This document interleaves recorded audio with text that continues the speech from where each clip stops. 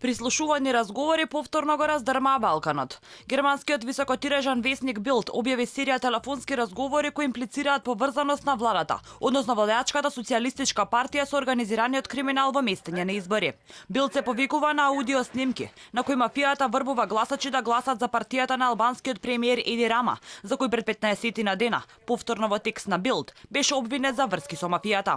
Билд пишува дека станува збор за наркобосот Астрид Абдулај, кој е шеф на банда на најмалку 44 членови, која организираат меѓународната трговија со наркотици во регионот околу Драч.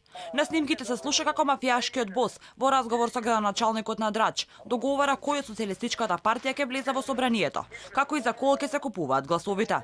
Меѓу другото, тој му се јавило на директорот на локалниот водовод, барајќи од него да се погрижи неговите вработени да гласат за социјалистичката партија одредениот кандидат, пишува Билд. Рама сето ова го отфрла, тој се гледа себе си како жртва на заговор, само што снимките кои ги направија токму неговите истражители не може да ги избрише во целиот свет, заклучува Билд. Македонските експерти велат дека прислушуваните разговори се само маша за уценување и пазарење на политичките структури од страна на криминалните структури. Пазарот на со снимени материјали, со нелегално снимени материјали во делот на организираните форми на криминалот изгледа дека профункционира и кај нас во насока на тоа дека од целата таа работа организираните криминални групи може да извлечат одреден профит.